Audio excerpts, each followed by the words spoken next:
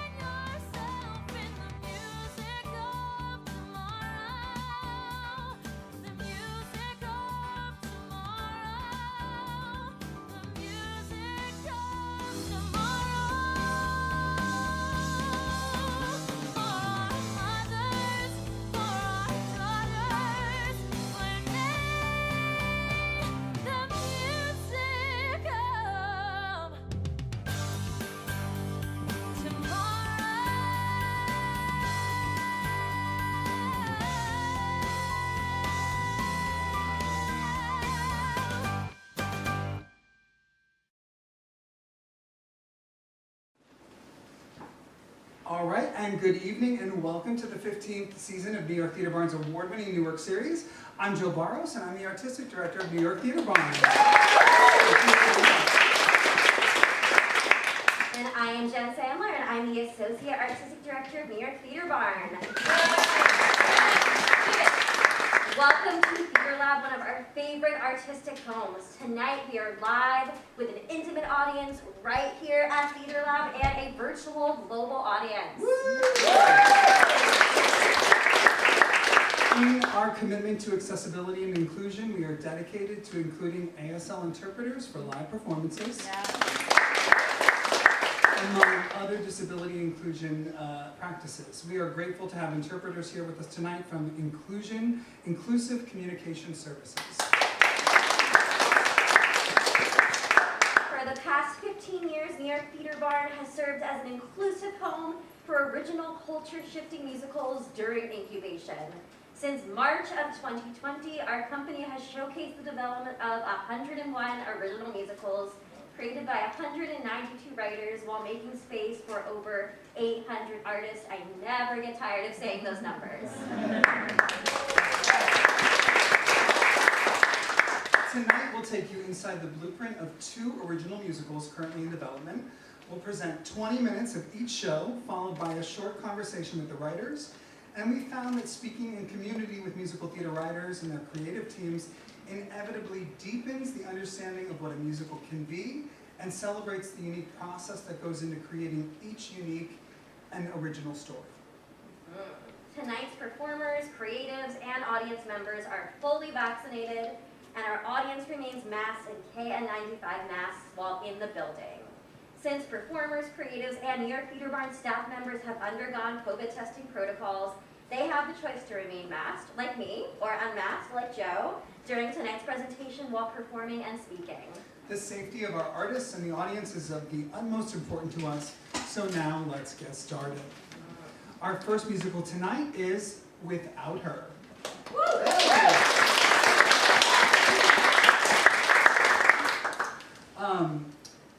We've got a seat right for you, right over here. Thank you. All right. Brian Spector, ladies and gentlemen. So, Olivia wakes up in a hospital bed, unsure of how she got there or even who she really is. 10 years later, Olivia's son, Billy, now a troubled young man with his own addictions and struggles, stumbles upon a box of letters, artifacts, and clues to Olivia's past. By piecing together the fragments of his mother's unfinished life, Billy searches for his own path without the spirit of his mother by his side, guiding him towards the beautiful, imperfect redemption that she never reached. Without Her as music and lyrics by Chilina Kennedy and book by Holmes. The presentation is directed by Kate Seahan-Rigg, with music direction by Daniel Edmonds. Yeah. The presentation includes performances by Mark De La Cruz, Rebecca Falconberry, Deontay Goodman, Olivia Oguma, Oliver Oguma, and Nasia Thomas. Here is Without Her.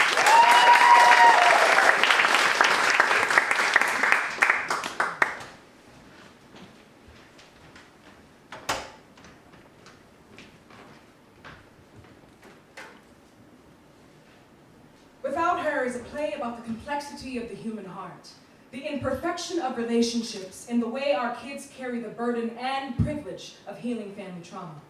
In Act 1, Olivia, a young mom is stopped dead in her tracks by some impossible choices about her sexuality, her life, and her responsibility to her son. Throughout the act, jarring memories flood in 3 significant relationships, which push her to get a grip on who she truly is and who she wants to be for her son.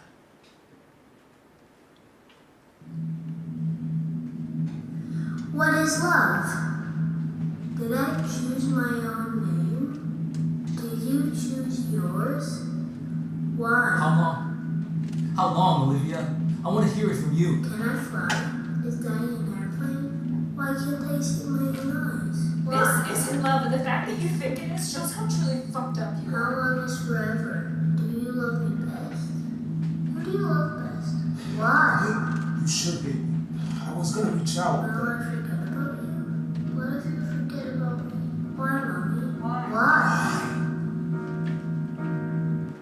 What is all the show? What is this place I'm in? I can't quite see your faces. Nothing ends or will begin. I'm frozen in this moment. I'm tied to a mistake. I survived the impact. What's left after we break? Time can't be forgotten, memories for keeps. Hands on my body, I can feel the heat. I remember praying, wishing on a lie. Will I wake my darling? Am I in the sky?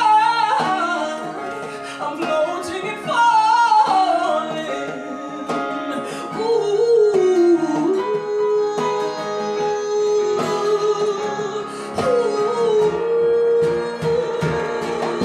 I don't remember feelings. Are you in my mind? I'm back at the beginning. Some things I have to find. Where did you run off to? I know you had to go. There's someone I'm not seeing. There's so much I don't know.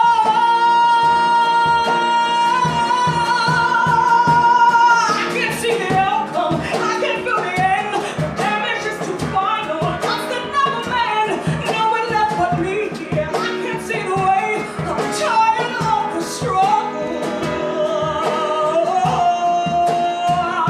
I feel so far away, floating and falling.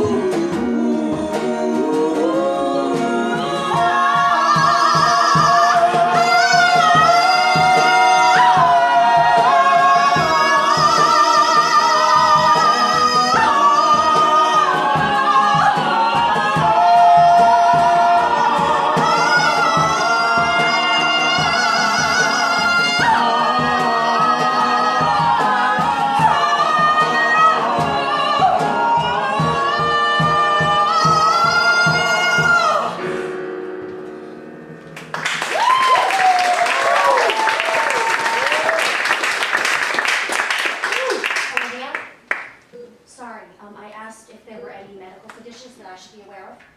I don't know. I don't know. Are you currently on any prescription or non-prescription medications?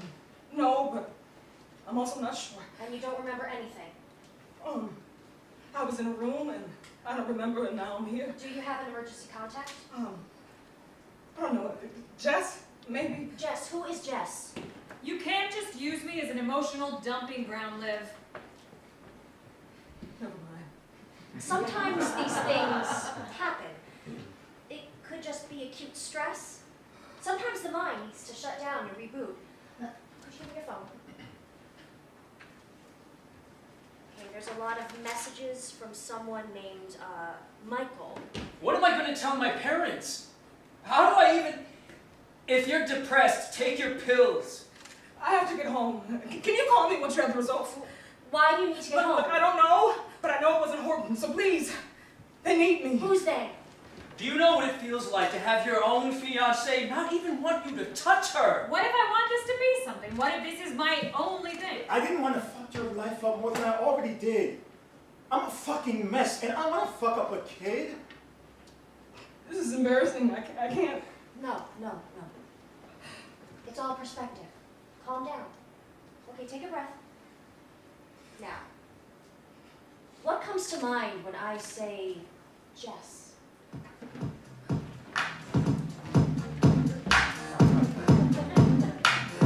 Olivia, you fucking asshole. How dare you ignore me, destroy me, and then out of nowhere think I want to see you in the city? Fuck you. I'm free Friday night. I hate you. I can't wait to see you. I'm wild about you. I'm wild about you. I'm wild about you. I've always known that I was wild about you. You're coming loose and here you are. You can play me like I'm your guitar. So the big and dirty bed, now get the bugs out of your head. When you're feeling brave enough, you're cutting loose when things get rough. He's gone, he's gone, he's gone, but he's long gone. Take me to another time. I'm yours and you are mine. Find that little secret place that our mistakes cannot erase. All I want is all of you to want me to. He'll be gone, gone, and I'm so wild about you. I'm wild about you. I'm wild about you. My heart beats fast 'cause I am here with you. Never have these thoughts before, but there is nothing I want more than your body close to mine. Never felt so alive, feelings you can never change. But since all been rearranged, it's done. I'm done, 'cause I'm so wild about you. I dream I'm wild about you. hearts explode. I'm wild about you. Close to the sun. Wait so that I know about why is love so complicated? This isn't that we have made. We can't go back 'cause it's too late. We kiss. Hey, Sorry. no. We make out.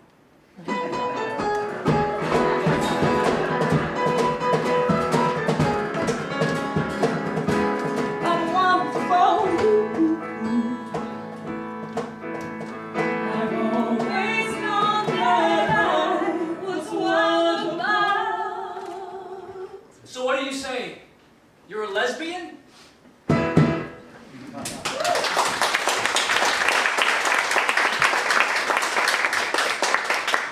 Who was that? That's Michael. Was he before or after Jess? Both.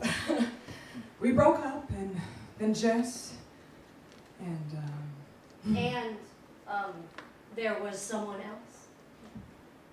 Thomas. Thomas. He got messy.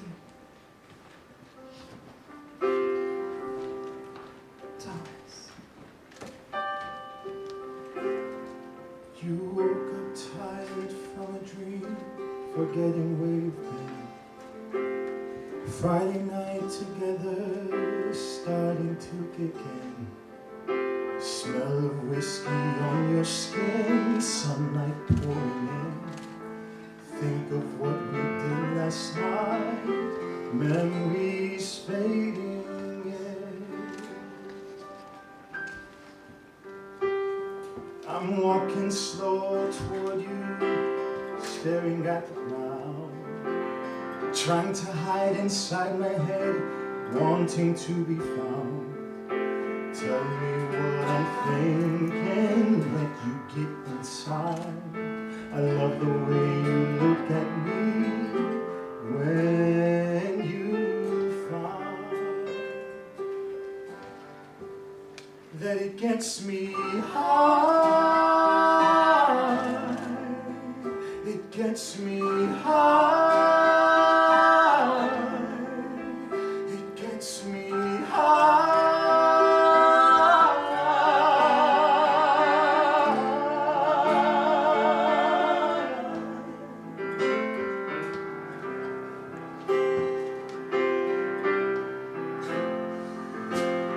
When it's late, just us here, nothing else I'd rather do than forget all time and space and lose myself with you. You turn to me, we're all alone, nobody to see. Take me on your secret ride, only you and me. 'Cause you get me high.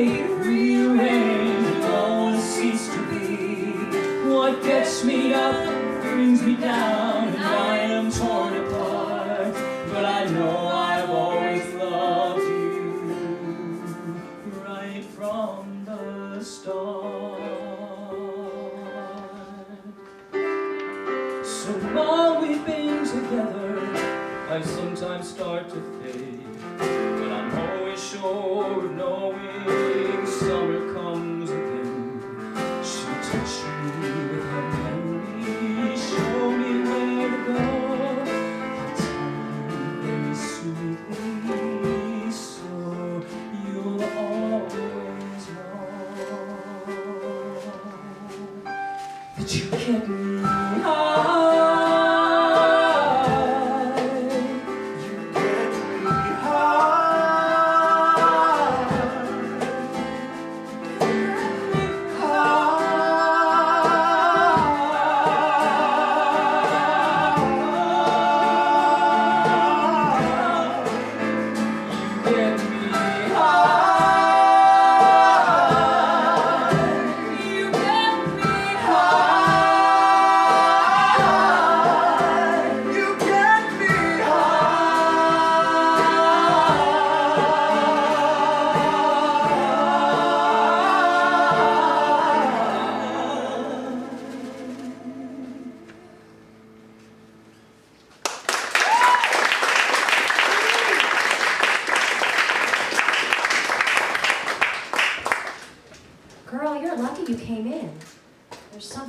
With your heart.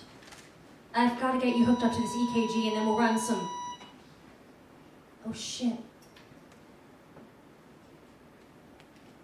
At the end of Act 1, Olivia has a heart incident. A major one. Act 2 opens 15 years later. Olivia's son Billy is now a young man with some problems of his own.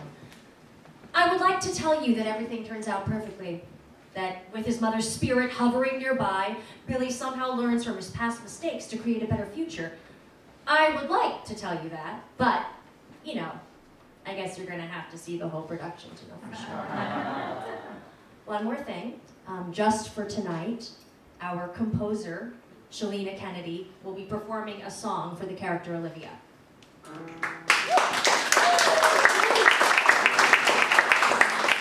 Olivia sings this song to her unborn son, pledging to be there for him no matter what struggles come up in her own life.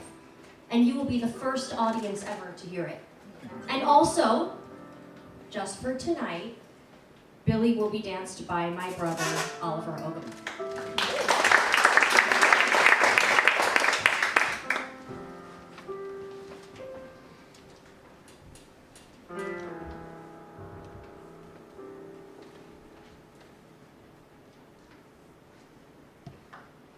Never thought it would be this way. Cats in the cradle and I cannot play. My heart is tied and my rage at bay. Sadness stealing me is here to stay. I wrote the song before I knew you. Had the dream before it came true. Now it's raining, I can't get dry. And I'm here to tell you I don't know why. Life goes by. Years will pass, and I'll still be here. I think I've been saved by you. Thought I'd never make it through. But I feel your life inside of me. And I know I'm who I'm supposed to be. Life goes by. Years will pass. And I'll still be here. World will turn.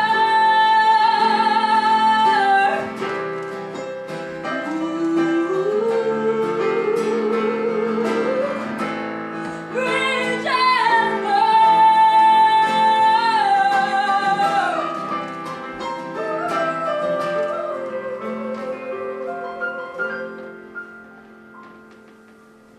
Now the canvas is dried and stained. I broke a hole in my life again.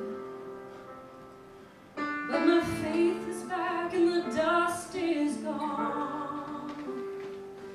It's never too late and life is long. Days go by. Years have passed. And I'll still be here. Life goes on.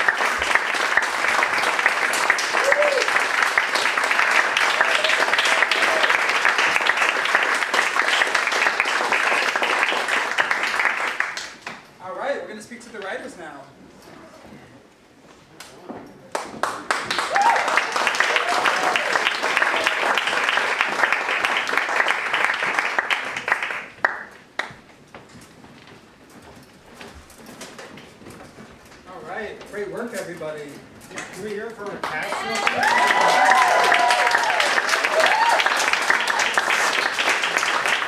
Everyone was so incredible. Beyonce was a late addition and really was incredible. I've always loved Mark De La Cruz. He's one of my favorite Hamiltons. And I'm a big fan of Nasia. She's my favorite Kathy Hyatt in the last 5 years ever.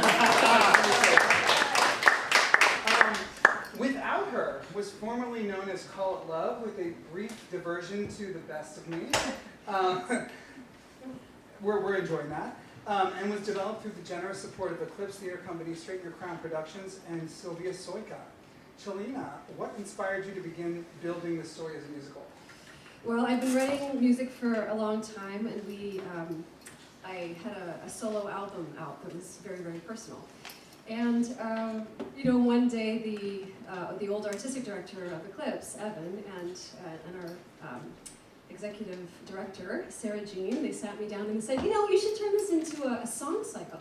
And I was like, that's the worst idea I've ever heard. I'm not doing that. Absolutely not. And then they sort of slowly worked on me. They were just like, look, if it's terrible, we'll tell you. Just give it a try. Start piecing the storyline together. And so I did. And I was working at the time with a wonderful man named Mark Schneider. And he and Eric are very dear friends. And he said, you know, I think I have somebody that you should meet. And so we got on the phone, and you tell the story, you had like a week off or something, right? It was just a weird, one random week off, and because you guys were performing for an audience in a week. So it was basically a call saying, hey, can you rewrite this musical in a week? And he literally turned it into a book musical overnight. And I remember sitting on my parents' couch, and I read the first draft, and I cried, and I was like, he gets me. I've never even met him in person. And I just thought he was so wonderful. So anyway, we worked together. So what about the show excited you, Eric, that you had to come aboard? The music. Mark sent me the music, and I listened to it, and I loved it. And then I got on the phone, honestly, with Chilina, and immediately, I felt like we had known each other forever. And so the minute I got this, I saw the script and listened to the music, I just knew what to do with it. And it was, I think I did one pass in a day. And just sent it off. Because when it's right, it's right. You don't have to force it, you know? And just so everybody knows, Eric has written a show called Fly More Than You Fall, which is co-written with Matt Zagri, and it's, I want to do this justice. It's basically about a girl whose mother is dying, and how she deals with.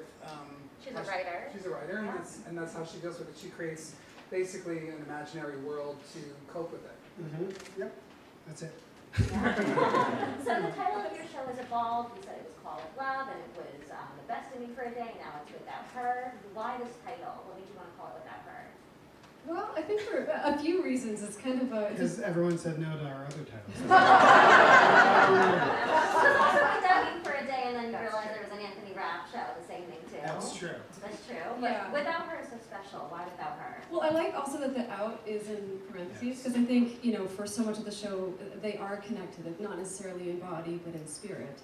And, and there are a couple of different Without Hers, and so... Well, and honestly, it's because we've been evolving the show for 2 or 3, especially during the pandemic. We had nothing but time to do new drafts of the show. And so we've tried everything from the mom's point of view to the son's point of view, we went back to the mom's point of view, and then we had done so many drafts, Chilina called and said, what if we did all of the drafts together and we did a 2-act musical instead of a 1-act musical? And once we put that together, it worked so well and so effortlessly that the show then clearly became about 2 people trying to find each other in totally different timelines, but forever connected by the fact that they're mother-son. And the show took off from there. Cool. It makes me think a little bit of one of my favorite musicals, John and Jen, by Andrew Lipa, because I don't know if anybody knows that show, but John and Jen are brother and sister in Act 1, the brother dies, and in Act 2, John becomes the son, but Jen is sort of manipulating to be like by her brother. So what is next for the show? What are your hopes for the show? So there's going to be a concept album this summer that we're really excited about to really lean into the pop of it all. ideally sound like what it will sound like on stage, but far more poppy and far more truly like a pop concept album. And then we'll do new arrangements when we put it on stage. And we're then talking to some theaters for some space, hopefully in the fall or next winter, to see it up on its feet. Awesome, and you have some great people, Straight in Your Crown Productions. Brian Nicole, Spector. Brian, I mean, Yes, they're amazing. So, you know, it sounds like you have some really incredible people in your court, so we're thrilled for you. Thank you so much for being here, and thank you for an incredible presentation. Well, thank you to you. We really appreciate, you know, the time and the energy that you've given us. So thank you. And congratulations to you on Paradise Square. Thank you. Yes.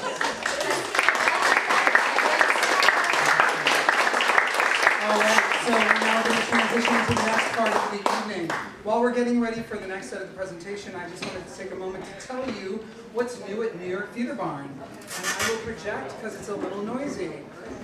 We launched a podcast from Broadway Podcast Network called The Musicals of Tomorrow. Theater Barn Records, our imprint of Broadway records, released the concept album Seasons, a new musical song cycle, and Freedom Riders, the civil rights musical commemorating the 60th anniversary of the historic Freedom Rides. We're currently developing Desi Sanchez and Jeff Chambers' Sueños, our American musical, and recently supported a week-long residency of the show here at Theaterlab. The new musical tells the untold story of 3 generations of a Mexican-American family and their pursuit of the American dream. We chronicled our work on the development of Sueños over the past 2 years in a documentary available on our YouTube channel called Inside the Incubation. With a team led by Afro-Latina director-choreographer Maria Torres, the show will be featured this summer in Barn on Fire, a new summer residency on Fire Island for 3 original musicals in development. A program mentored by Tony Award-winning director-choreographer Jerry Mitchell, the Barn on Fire residency is a collaboration with the Fire Island Pines Arts Project. We'll be announcing this program soon, along with 2 other musicals that will be in residency this summer. I'm so excited to be collaborating with Nicole LaFontaine and Stephen Allen Black on this project, both of whom are here tonight and have been instrumental in tonight's presentation of Without Her. So thank you, Nicole and Stephen. And then special thanks to the newest member of our team. Where is she right now? Kimberly Lara, who is our new line producer for the new work series. First time with us, so we want to thank her and acknowledge all our sponsors and partners tonight as well. So we want to thank the National Alliance for Musical Theaters, Innovation and Exploration Fund. Thank you, ma'am. We want to thank Straight in Your Crown Productions, as we've thanked them tonight already for their help with Without Her. We want to thank Full Out Creative, who is right there filming.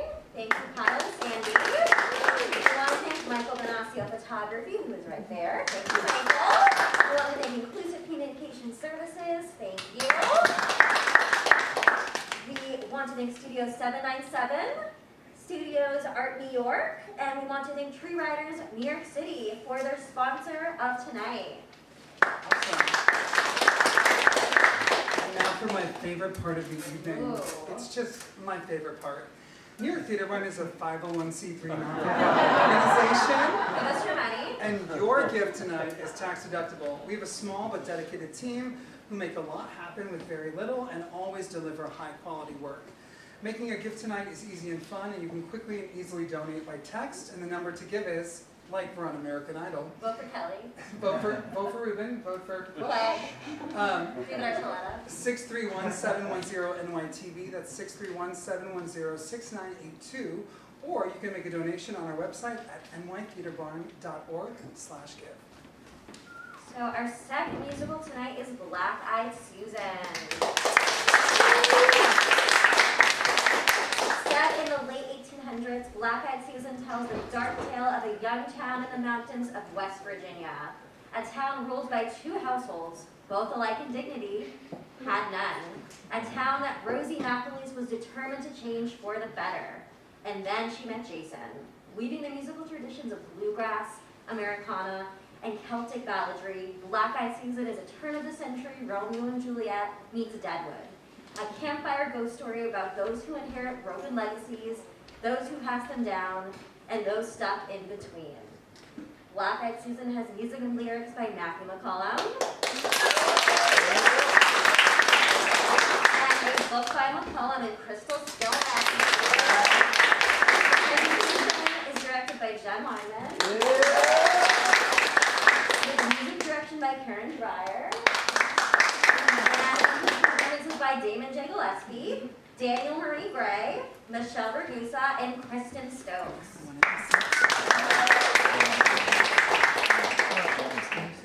Sure. Now meet Bo, our narrator. The year is 1897.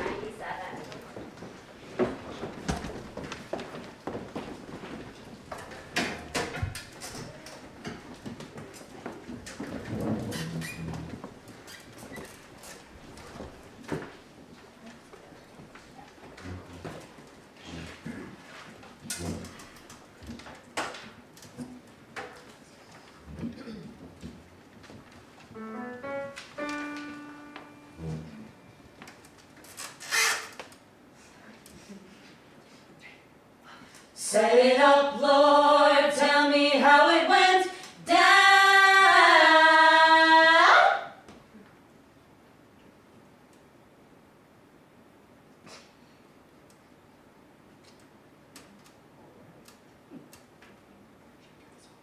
Yes, let's do it one more time. Dying to know what happened. Lord wasn't listening yet. Yeah, we're just giving you a little taste.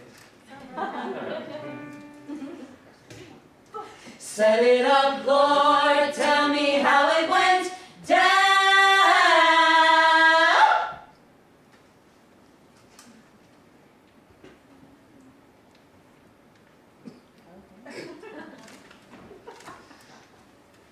That's what's that, guys. All right.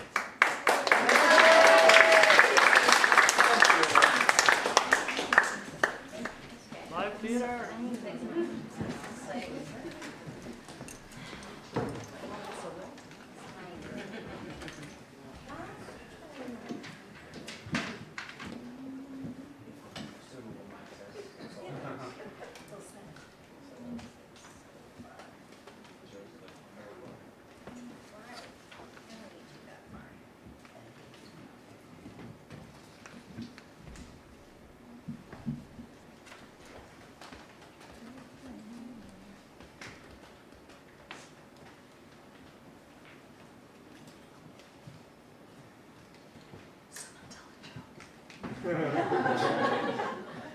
So,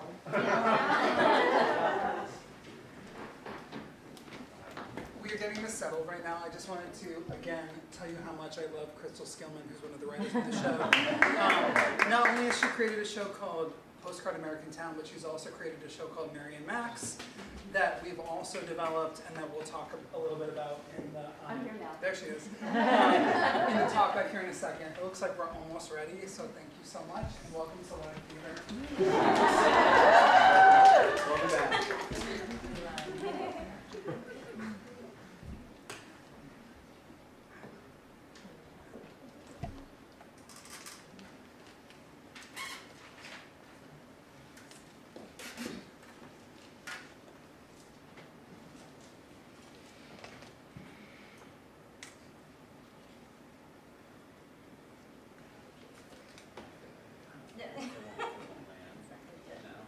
I don't have the confidence, but I can type.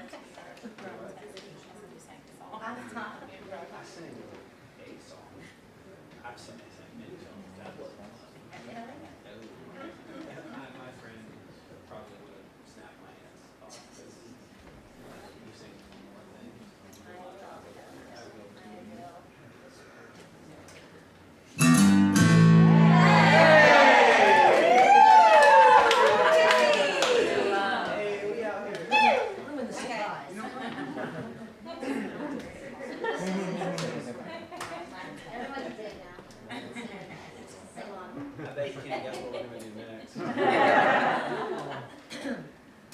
how it'll sound.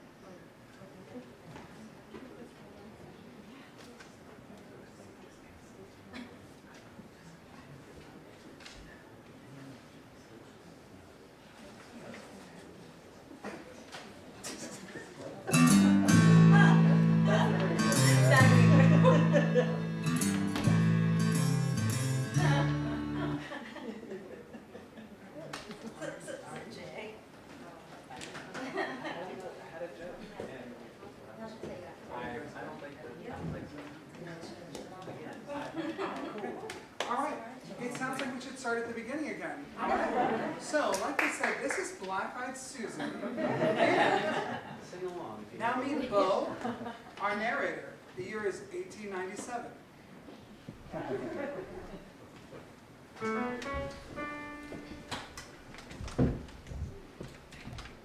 Set it up, Lord, tell me how it went down. Right waters where we're from, our patch of Appalachia's tongue. That's where it's young was fun. Keep up now. Two households, both alike in dignity, had none. After the Civil War, two men set out from West Virginia, hated to West Virginia. Once was a family came from overseas. We thought good high in the tree. Oh, got they fought for the money that kept the keys. He fell the forest, treads of timber at his mill. Folks that longer to the cities, things were pretty good until set it up, Lord, tell me how it went down. Lord, tell me how it went down in a beautiful town.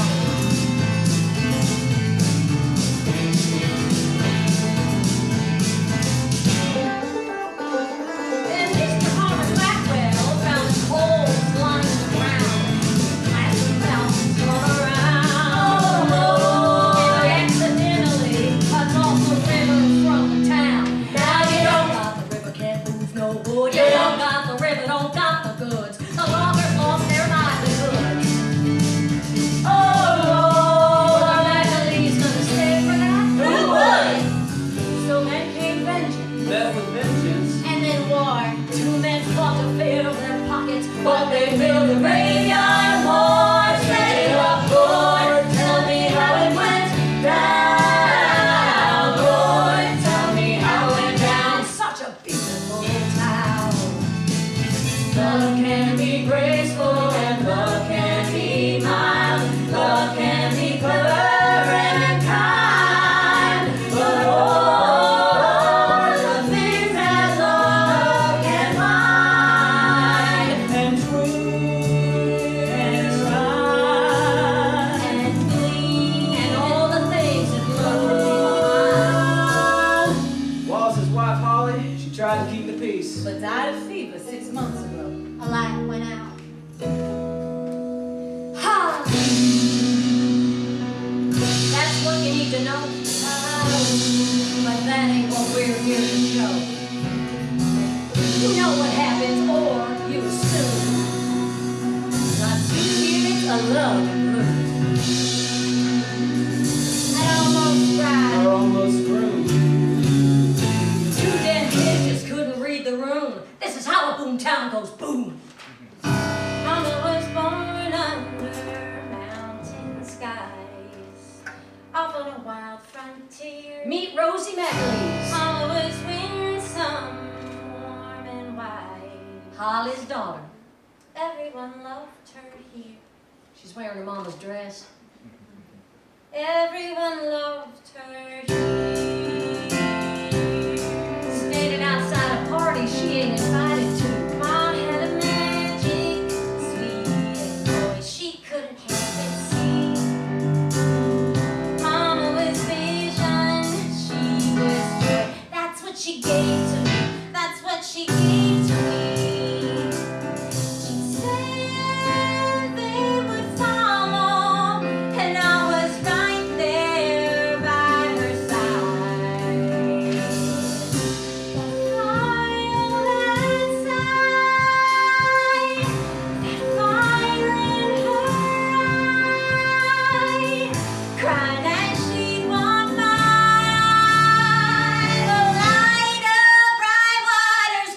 y'all. Hats off. Hats high. But Mama got desperate as I Mama got so bored. Mama would beg them problems, knocking on every, she'd knock on every door. They'd smile, then ignore her, and I was right there, close behind. No smile, no sigh, no fire in her eye, no one else by her side. The light of bright water flickered out. They fought she. Lassie black whales on the mountain, finally letting our river flow. See Macaleese abounding as our crop and children grow. Together we live, together we'll give to the land that made our home. It's so bright. It all looks so bright, and we're almost there. Not quite.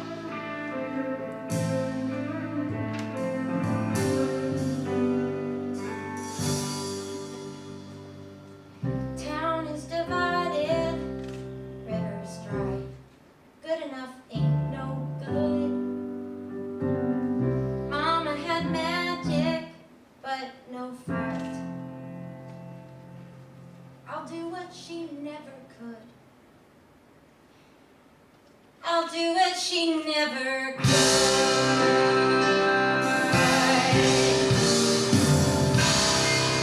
I'll be brave. Don't you dare behave. There's a town to save, truly save. Now I'm more damn brave. Some fire, some light. I'll set my town right. Yeah, something's starting tonight. Light and bright water's back, y'all. Heads off.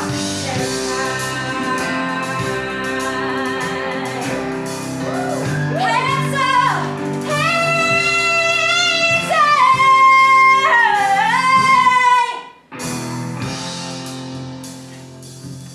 Wasn't I born under mountain skies?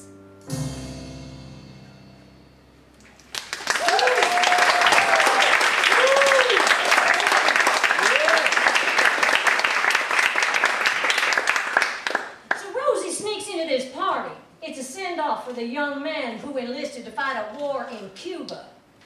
After making an entrance she should not have made, Rosie offers these Blackwell men, enemies of her clan, bundles of flowers.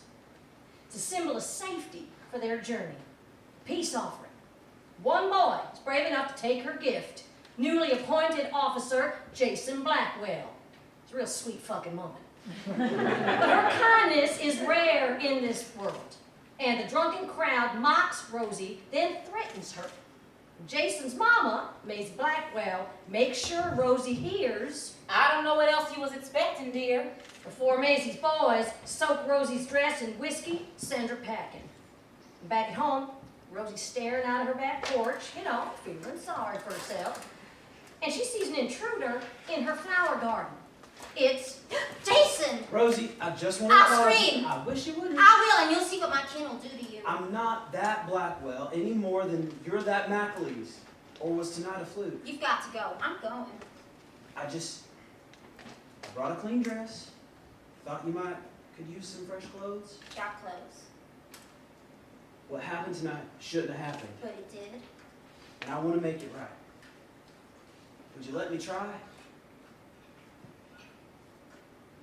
Might as well try it on. Turn around.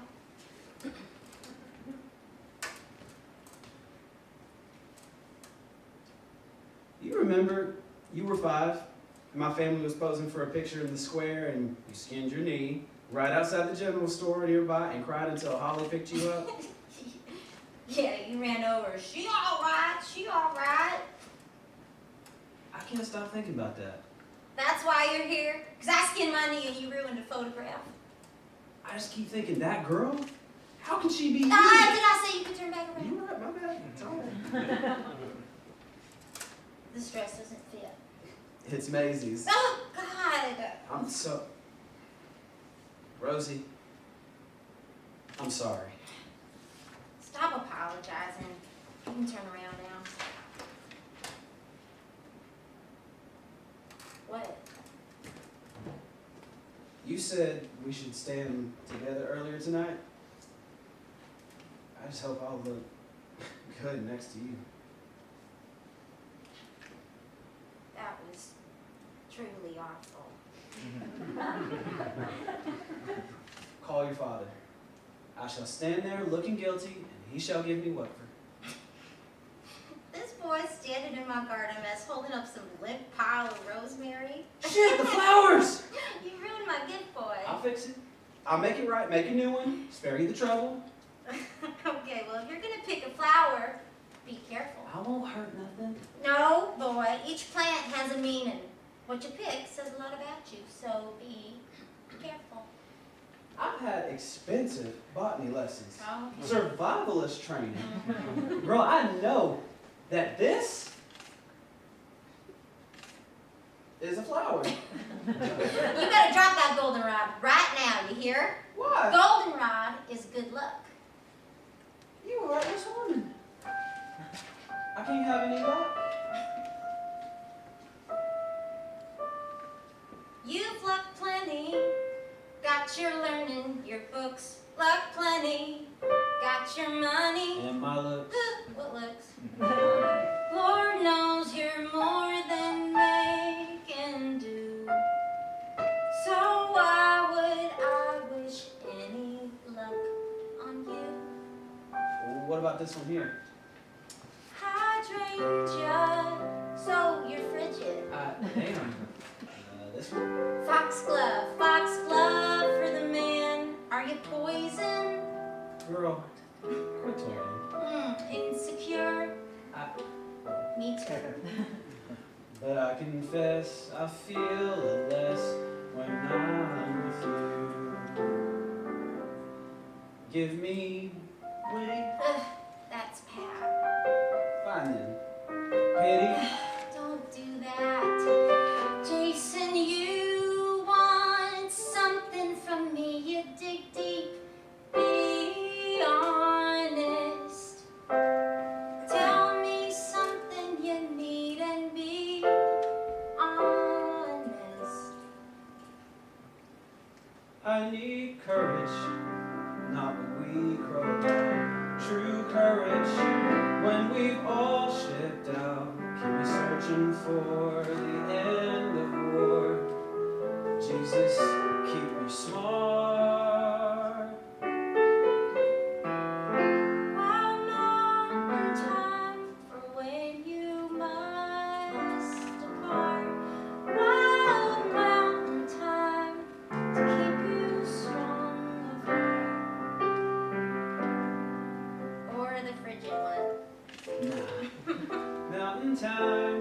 Will you take these flowers of mine? Now, off you go. Godspeed, soldier. Oh, wait. What?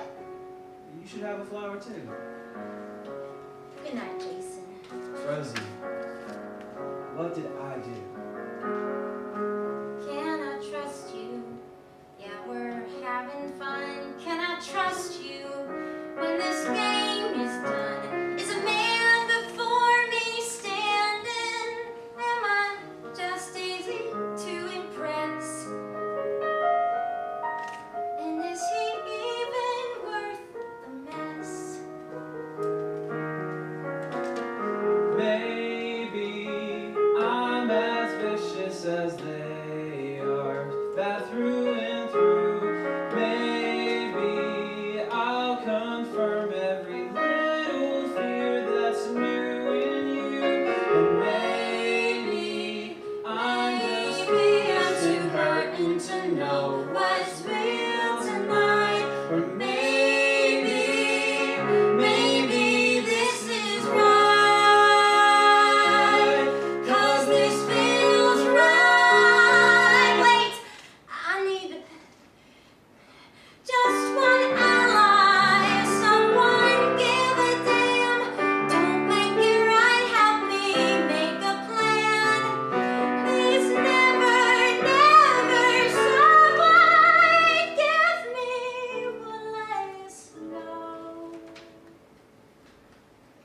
It's fast.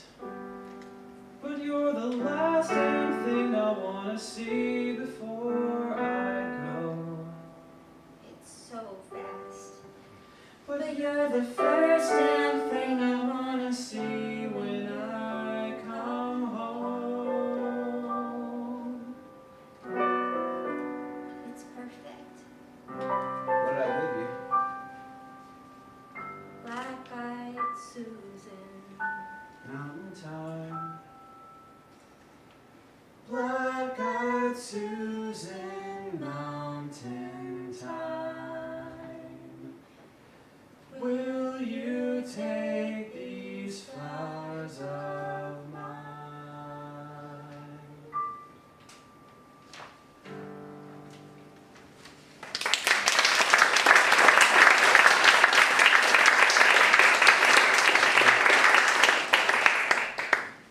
Your eyes. They're brown. Yeah. I didn't remember that. Well, we never stood this close. Thunder rolling, storm coming quick. Your family. I know where we can go. The valley floods, threatening a dam that the town has needed ever since the Blackwells messed with our river. Both families rush to save it, but soon enough, they turn on each other. As the dam swells, Wallace McAleese, Rosie's father, and Harmon Blackwell, Jason's dad, come to blows. As they struggle, the dam bursts, and Harmon Blackwell is swept away by the water. Body was barely recognizable by the time it landed at the feet of his wife, Maisie, the next morning. Rosie and Jason don't know that, though. They were busy. It's dawn. R and J spend their first morning together, while Maisie is alone. Her last morning with her love.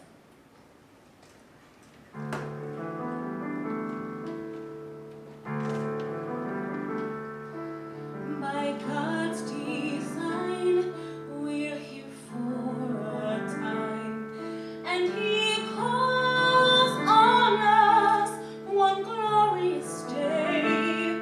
People are scared to leave, but God won't never lead you astray.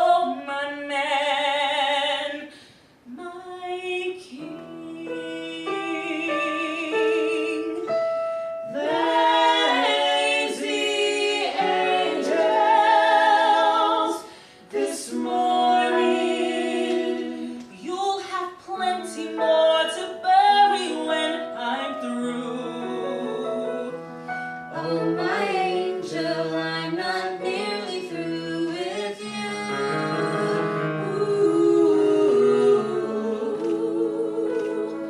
Take your time, 'cause when you're gone, what will I do?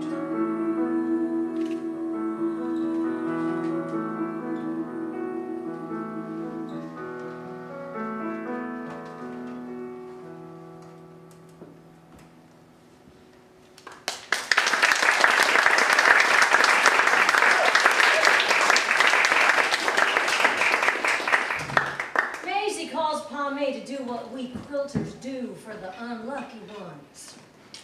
Sew them up, put them in the ground. Maisie promised plenty more to bury, and by the end of this tale, Maisie will prove to be a woman of her word.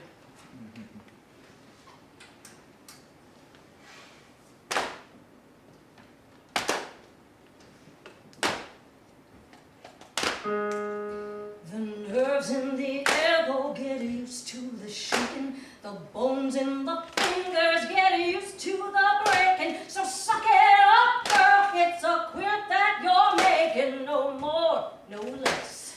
Fuckers all. They're speaking so grand of this mess in our dwelling. They're puffing so hard that they're practically swelling. Their clothes but a woman gets tired of yelling. Please stop, fuckers all. Their sins, I say, is hollow ambition. Begins the day they spit from their womb and claw their way to early perdition. So I'll never stray from a bucket and broom. A family in mourning's a curious critter. The mother gets sick and the father gets bitter. But if I had strength, I would drown the whole litter and shut up them fuckers all. Their eyes low, their eyes low, their eyes low, their eyes low, their eyes low, their eyes low, their eyes low, their eyes low, their eyes and smile at their hardy and grit. Your frown as their lower below. The whole damn town's being run by some charlatan, backward old bastard, and Oh, how's that whiskey flow? My God, what a sight when that whiskey runs low. And there's only one place that the whiskey can go. You sweat and you crack and you cry far too often when stitching the thread that will line his coffin. Oh, no time to spend keening or pay your respect. Just the blood on your nails and the pain in your neck and the pain in your side and the blood on your hair, the blood on your dress and the pain everywhere. But the blood on the table, the blood on the thread, the blood on the wool and the blood on the bed, the blood in your coffee, the blood in your bread, all the blood, the blood, the blood in the dead. This town, fuckers, fuckers all.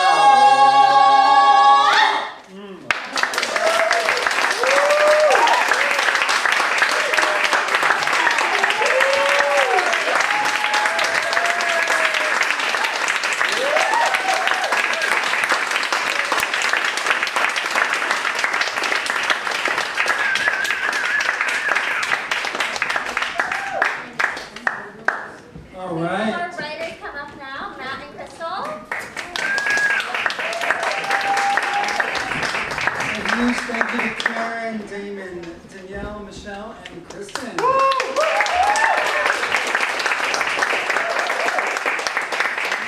All right, Kristen. Crystal, Matthew, how's it going? Oh, we're okay. Yeah, we tried out something new for the opening, and I think we're gonna keep it. I think it really landed. Yeah, that silence. I like it. It was really good. Yeah. Oh, it's fantastic. Right. Absolutely. So Black Eyed Susan was formerly known as The Ballad of Brightwater and has been developed through the ASCAP DreamWorks Musical Theater Workshop and was a finalist for the Dramatists Guild Fellows Program. Following a long remote development period during the pandemic, this is the first time Black Eyed Susan has been presented live in New York City. You were here for its glory days.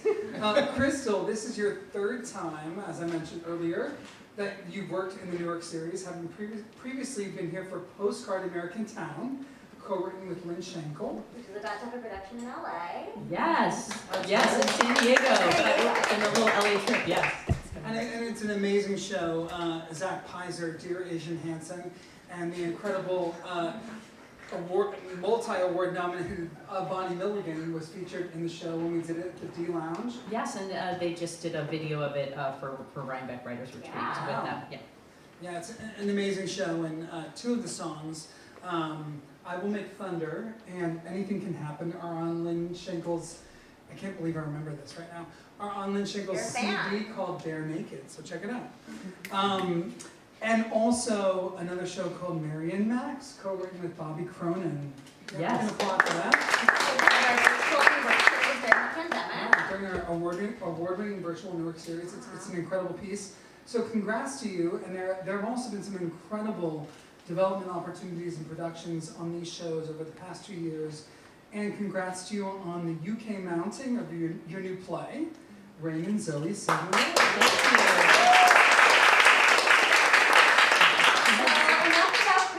How did you and Matt come to collaborate together? Well, I'm so lucky that, I'll just say this, when you get an email from director Jen Wyman, read it and say yes. Because she was working with Matt on this musical. They had just, a couple of years ago had done ASCAP and they were still developing, and she said, would you read this? I want you really to listen to Matt's work and get to know him, and I just fell in love with his sound. The minute I heard his lyrics, the minute I heard these songs,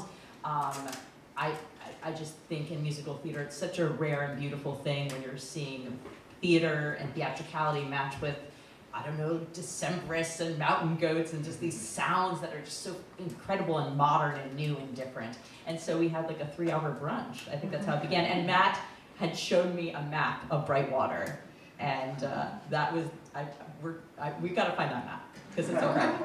Yeah, okay, good. And Matt, what led you to tell the story? So it started on just sort of a general, internet hole that you fall into at some point late at night. I got really interested in the Hatfield-McCoy feud, and discovered in that feud that there was a bit of a Romeo and Juliet story, but unlike Romeo and Juliet, he left her for her cousin, and then she died alone with a kid.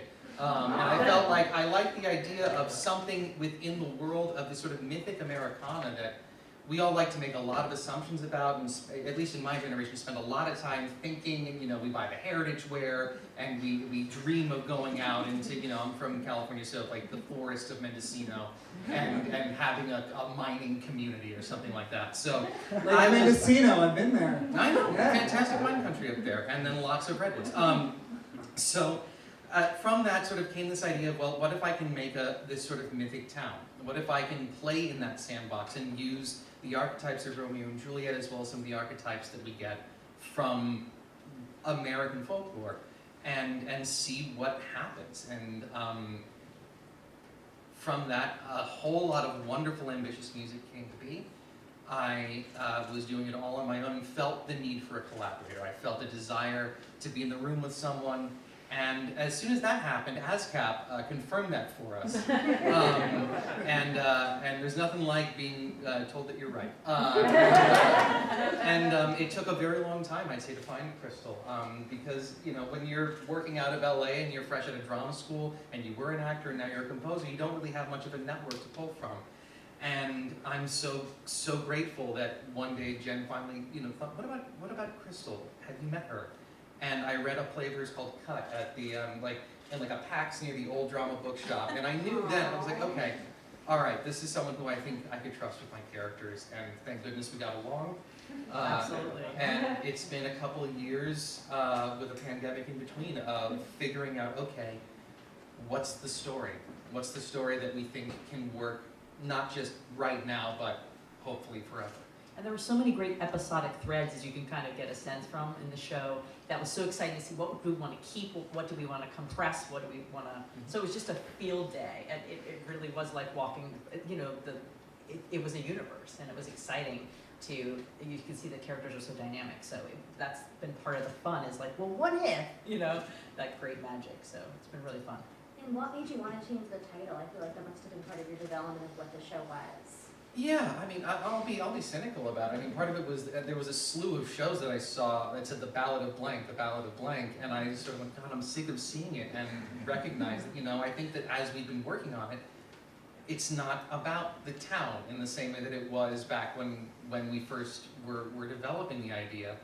And the balcony scene that you saw, which is a song called Black Eyed Susan, just So kept, beautiful. thank you, just kept staying with us, and we went, okay, I think that's it. And for me, there are a lot of wonderful artistic reasons for it. Black Eyed Susans, actually, there was a legend about them that is, these were flowers that sort of stood for a woman waiting for a soldier to come back from war, which felt very, very lovely. And it was a song that proved so important that we ended up, you know, changing a lot of things about the rest of the story, including characters' names, to pay that off. And the more we sat with it, the more we're like, that's what it is. And I cannot wait for my mother-in-law to see this musical, because she taught me that flowers have different meanings. And so for years she had made me flowers that meant things. And for my wedding, with my husband Fred's here, and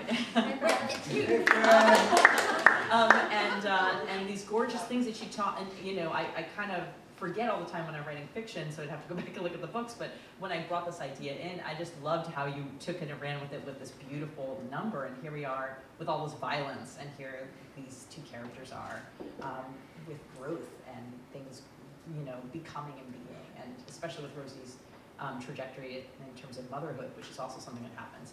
It becomes a really beautiful thing. The Ballad of Sweeney Todd, the Ballad of Booth.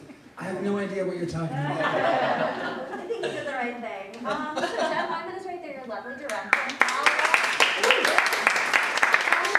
Collaborate with Jen. It sounds like you need Jen first. Or should we bring her up here? We can. Why not? Let's get her up. Jen Wyman. Okay.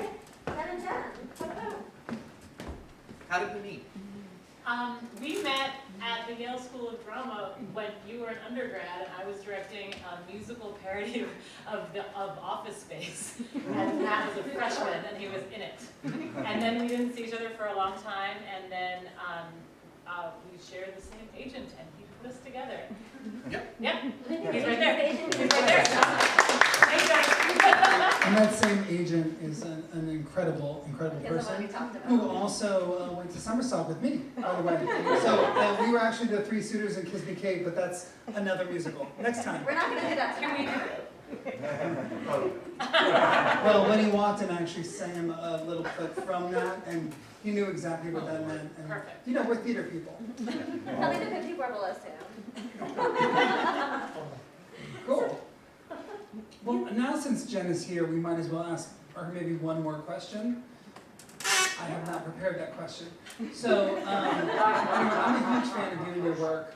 Tell us a little bit more about what your process is like with this show. Well, it's been long and for a while remote. Anytime I'm actually standing in the same room as you guys, I get all excited. Well, I think part of it, you know, Matt started writing this all alone, and he was just conceiving of this giant world where so many different things happen, and it felt in a way like he created a huge buffet, like those buffets in Vegas where there's like all these different foods and you could have any kind of meal you could possibly imagine. And I said, I think we need someone like Crystal to come in and help us like compose a meal that we can actually consume in one evening. But what's been so amazing about where Matt started was that he, like, there was just so many different possible storylines we could use, different characters who were so strong and just so interesting, and so many gorgeous songs. And so it's been really about just kind of shepherding the story to figure out like what's the most exciting, what's the most theatrical, what's the juiciest, I think. And for me as a director, I love to work on things that are impossible to stage. And so when Matt and Crystal have a lot of like impossible ideas, and I've made them keep all of them. So, the scene where Harmon gets, where there's a murder. It's during the scene where a dam bursts and the stage, it's not really going to flood, but the stage floods and a body drifts down, and it's like all these things that just don't seem like you could do them on stage. And I'm like, let me do that on stage. That's what I want to do. And so I think there's like epicness to the story, but then also a way that it kind of irises in and is just really personal and beautiful. And I love stories that let me do both of those things. So I felt like my job has just been to help keep us on track for all of that. Such a director. She said iris in. She said impossible. And America's Jack DePalma laughed about it. So everything is right in the world. Awesome. Well, our last question. Yeah, what is next for the show? What are your hopes and dreams? That's a big loaded question, but Yeah, I think for me this has been a long, I cannot stress enough, this has been a labor of love that refuses to go away. Just when I think it's time to sort of put it in the trunk and let it be some wonderful songs, something else happens to it and someone new comes into the picture who just breathes completely new life into it and makes it feel completely necessary again. And so, this has not been like so much time of mine. We've been doing this sort of whenever we can, as we've all had our own careers. And I think I'm ready, and I think we all are ready to actually get in the room with it and take it seriously. We've brought it to the point now where we know what story we want to tell. And so I think for me, selfishly, I'm very much looking forward to a concert of the music. I think that is, for me, step one. I think this could be an album as well. I really love sure, why not? Do it all. Yeah. And I'd love to start to, and I know Jen would too, looking towards, like tonight, starting to move and playing with those elements. Well, and I should say that Crystal is just so smart and innovative. Probably like about a year ago, we went to this fashion show in Times Square, and we're so excited about our new podcast about new musicals, and it's called Let's See What Develops. And she goes, no, that's not what it's called. That's horrible. And so she helped us come up with the musicals of tomorrow, and the irony is that Lynn Shanker, one of her collaborators, wrote the song, and the marketing transformed and everything. So thank you. Crystal. And thank you. I do have a marketing brain, fortunately and unfortunately. So thank you all so much. We're going to move into the conclusion of our presentation. You're welcome to go back to your seats or just have a seat here. We talked about sort of iconic sort of myths in American culture, and I just wanted to tell you about something that isn't scripted, but that my incredible board president emeritus reminded me of. We are headed to the Phoenix Theater Company on May 7th and 8th to do a presentation of a new musical called The Belle of Tombstone. It was formerly called I Married Wyatt Earp. We produced it off-Broadway. It was the impetus to create this company. I saw it in college. I grew up watching Wyatt Earp and Tombstone, the movies, in '93 and '94, and I thought this would be such not great material for a musical, but I saw the show at the Hart School when I went there, and it's about the Jewish wife of Wyatt Earp and the women of the American West, and it's such a powerful story, and I'm so excited that we're going to bring it there. Finally in Arizona, written by Michelle Browerman, Sheila Ray, and Tom West. And to butter you up a little, Joe, there is a big convention in Phoenix Theater, and the keynote speaker is Joe. That is true. I am the keynote speaker. I think they also are live streaming for the theater, right? Yeah, so come see Joe live stream and talk about New York Theater Barn. So I'll be talking about New York Theater Barn. I'm the keynote speaker, and I'll be directing that presentation. Well, that's our show for tonight. Thank you again to our musicals, our partners and our sponsors. We'd also like to thank line producer Kimberly Lara, managing director Kate Trammell, artistic associate Pals Mox, and our incredible staff and board of directors, and you for being here. If you liked what you're in favorite part, if you liked what you saw tonight, you can donate by text, and the number favorite part. Favorite part. And the number to give is 631-710 NYTB. That's 631-710-6982 are those last four numbers. Vote for Kelly, vote for Clay. Or you can make a donation on our website at nytheaterbarn.org/give. So thank you for supporting live theater and the development of original musicals. Good night.